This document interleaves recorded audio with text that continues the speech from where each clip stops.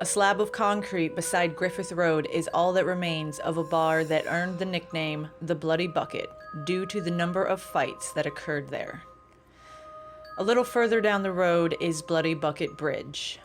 Some say the name came from the bar, but there is another story about a midwife, a bridge, and a vast number of stillborn babies.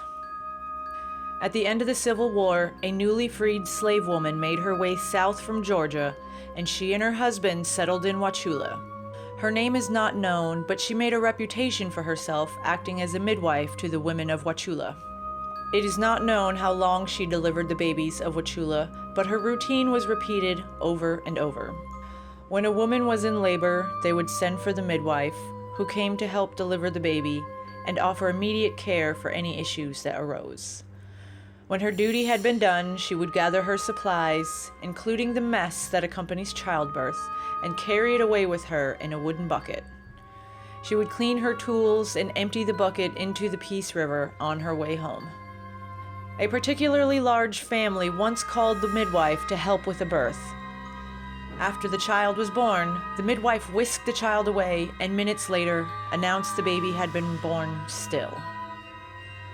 The distraught mother allowed the midwife to take the body with her, and the midwife buried the child beside the river before pouring the blood from the bridge. It is suspected the midwife took mercy on the struggling family and relieved them of the stress and financial burden of raising yet another child. After that, the number of stillborn births in Wauchula spiked. Every stillborn baby was delivered by this midwife, and people grew suspicious. They began to whisper about her and watch her closer when she was near. Rumors circulated that she was suffocating the babies as they were born and saying they were stillborn.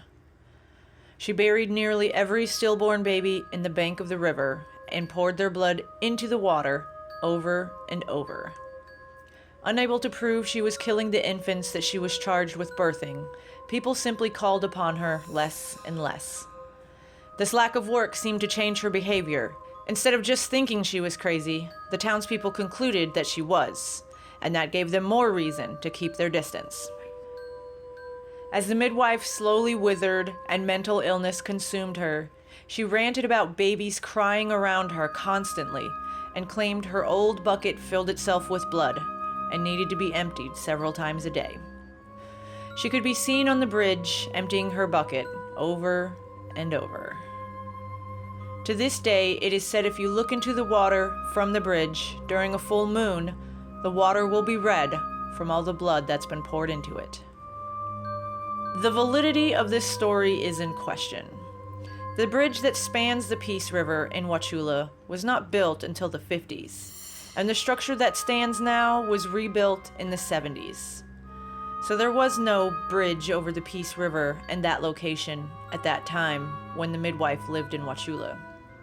This story still serves to send chills up your spine and make you thankful that you live now and not when medical care was performed by crazy witch women in the woods.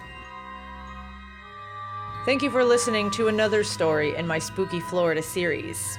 Be sure to like, share, and subscribe so you don't miss out on any upcoming videos.